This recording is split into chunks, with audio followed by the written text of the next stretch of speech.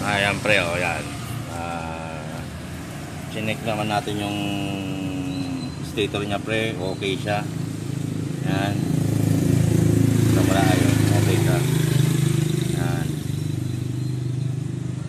Kala ko ang sira dito yung stator dahil walang kurente na lumalabas sa ignition coil mga pre. Ayan. Ayan no, mga pre.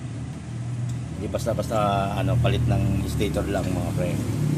Checkin din natin yung mga wire. Ito. Yan, ito. Patungo sa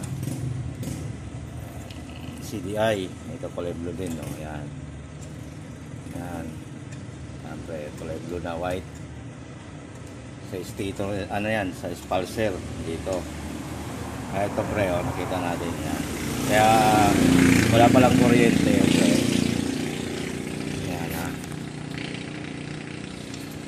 Putol tong wire na to. Papunta dito sa CDI. Ayan, okay. Gamitin natin tong pre, tester natin. Ayan no, dyan.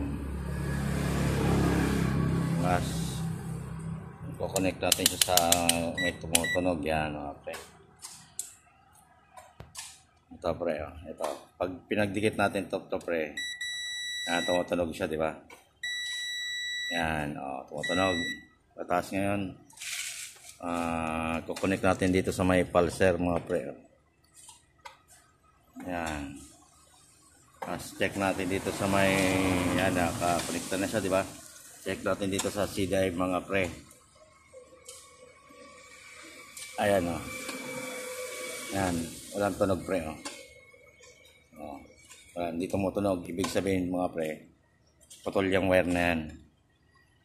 Ito siya, ito yung sa puno pre. Ayan, dapat tumutunog pag magkadikit yung wire. Dito pre, sa CDI walang tunog mga pre. Ibig sabihin yung kulay blue na yan sa pulser, putol yan mga pre. Ayan, dudugtungan natin mga pre. Sige lang. Ayan pre, natugtungan na natin ang wire pre.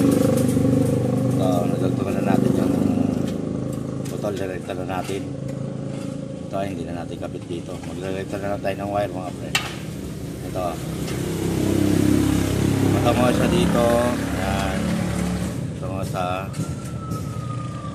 sitaw dito. Maraming gana na. Ayan na.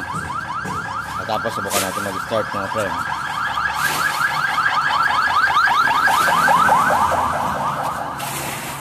Ignition coil niya mga pre, yan yung dulo na ignition coil mga pre. Bukan na natin start, lalabas na yung kurente. Yan mga pre.